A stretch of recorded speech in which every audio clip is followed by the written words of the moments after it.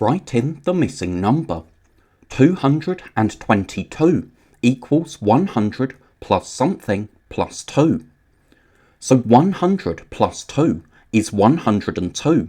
So we have a missing number addition. 102 plus something equals 222. And when we have a missing number addition, we can subtract to find our missing number. So we can work out 222 minus 102, because that's the total of the numbers that we have. So that gives us 120, so that's our missing number. 100 plus 120 is 220, plus 2 is 222. And remember, we can have the equal sign written at the start of a calculation. The equal sign is usually at the end, but if it's at the start, we just do exactly the same thing. Circle the number that is closest to 300. So 338 is 38 more than 300. 3030 is not close to 300. 288 is 12 less, because if we add 12 to 288, we'll get 300, because 88 and 12 make a number bond to 100, so that means the 2 in our hundreds becomes a 3.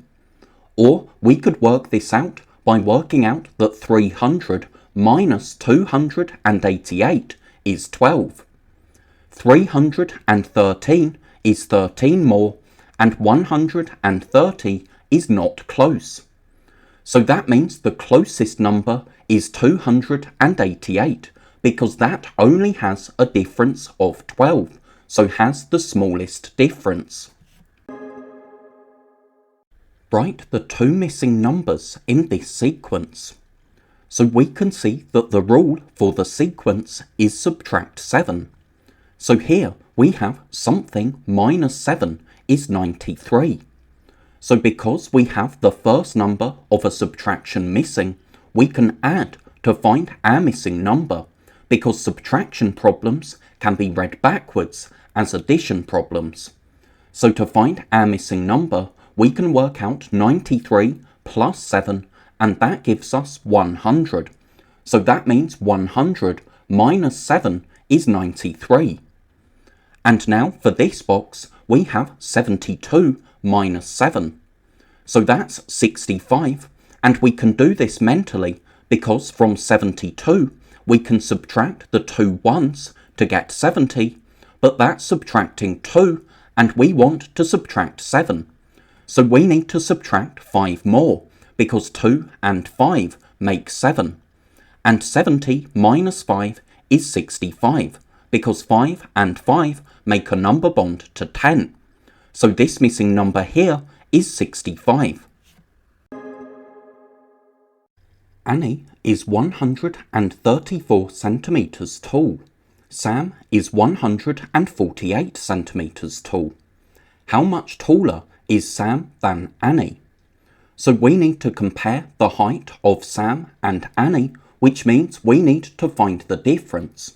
So we can work out 148 minus 134, and that gives us 14. So Sam is 14 centimeters taller than Annie.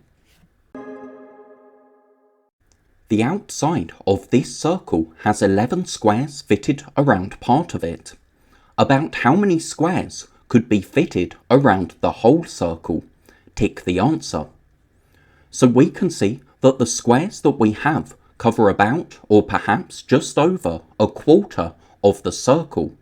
So if we have 11 squares here, we could probably have 11 squares from this point to the top, 11 squares from this point to the side, and 11 squares from this side to the bottom. So if we multiply 11 by 4, that gives us 44. And the number we have that's closest to 44 is 40.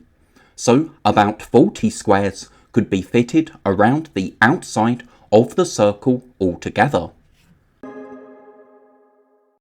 pick the shape the boy is thinking of. It has 4 corners. It has only 2 right angles. So a right angle is like the corner of a piece of paper or the corner of this screen. So the shape that the boy is thinking of is this shape here. It has 4 corners altogether, and 2 of the corners make right angles. So that's these 2 corners here. But these 2 corners at the top are not right angles, so that means this shape has 4 corners but only 2 right angles. Now this shape here, the square, has 4 corners, but it has 4 right angles, and so does the rectangle. And this shape here, the parallelogram, has 4 corners, but it doesn't have any right angles. So we need this shape here. Joe has a box of 72 chocolates. He gives 18 of the chocolates to his friends. How many chocolates are left in the box? So he started with 72 and gave 18 away. So he now has 18 less than 72. So we need to subtract. And when we do that, we get 54. So that means there are 54 chocolates left in the box. Now, Holly has a box of mints. She has 10 friends. She gives them 5 mints each.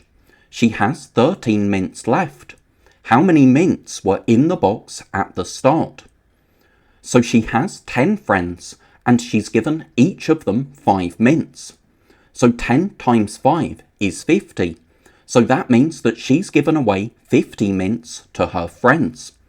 And she has 13 mints left. So to find the total number of mints, if she gave 50 away and she has 13 left, we can work out 50 plus 13, so that's 63 mints in the box at the start. 50 were given away because 10 times 5 is 50, and 13 were left, so that makes 63 mints altogether. Here are 2 shapes on a square grid. For each shape, write how many right angles it has. So a right angle is like the corner of a piece of paper. So if we had the corner of a piece of paper, which corners would match up? Well, we could line up a piece of paper with this corner here and with this corner here. But we couldn't line up the edge of a piece of paper with this corner because this corner is larger. So that means for this shape, we have 2 right angles. And for this shape here, we could line up the corner of a piece of paper here, but we could also do the same here, here, and here. So for this shape, all of our corners are right angles, and all of our sides are the same length. So though it's tilted, this shape here is actually a square. So we have 4 right angles in this shape. And the way we show right angles is usually to draw a little square in the corner that's a right angle. A shop has these special offers. Joe wants to buy 6 pencils. Which is the cheaper offer? Explain how you know. So let's look at this special offer here. We can see that we have a pack of 6 pencils, and it was 80 pence, now half price. So we need to find half of 80 pence to see what the price is now. And we find half by dividing by 2. So 80 divided by 2 is 40, which means that this pack of 6 pencils will cost 40 pence. 8 divided by 2 is 4, and if we have an end zero in our dividend, we'll have an end zero in our answer. So half of 80, or 80 divided by 2, is 40. Now let's look at this special offer here. We have 3 packets for the price of 2, and we can see that the price of a packet is 30 pence, so the price of 2 packets will be 30 times 2, or 30 plus 30, so that's 60 pence. So that means the half price offer is cheaper. Half of 80 pence is 40 pence, but 2 packets of 30 pence pencils cost 60 pence, and 60 pence is more than 40 pence. A school has sports day. The winner of each event scores 10 points. This chart shows the points scored by each team. How many events did the yellow team win? So we can see that the yellow team is this column here, and the winner scores 10 points, and we can see that the yellow team scored 10 points here for the 100-meter event and 10 points here for the relay event. So that's 2 events altogether. Now, which team came second in the relay? So we can see that the relay event is this row here. And if the winner scores 10 points, that means the team that comes second will score 8 points, because 8 is the second largest number in this row. So if we go up, we can see that that was the blue team. Annie finishes school at 3:10 in the afternoon. Circle the 24-hour clock that shows 3:10 in the afternoon. So 3:10 means 10 minutes past 3 o'clock, so that's 3:10 p.m. But to change that to a 24-hour clock time, we need to add 12 to the number of hours, because if it's in the afternoon, that's a PM time, and we change PM times to 24-hour times by adding 12 to the number of hours. So 3 plus 12 is 15, which means we need a time with 15 as the hours. So that's 15:10 as 24-hour clock time. Use any of these numbers. Write one number in each box to make a correct sum. So something equals something plus something. So here we have the equal sign at the start rather than at the end like we usually have, but that doesn't matter. We do exactly the same thing. So the largest number we have is 18. So if we use that as our answer, we need to think what plus what equals 18. Well, our next largest number is 12, and 12 plus 6 is 18, so we can have 18 equals 12 plus 6. We could also have 12 equals 9 plus 3, or 9 equals 6 plus 3.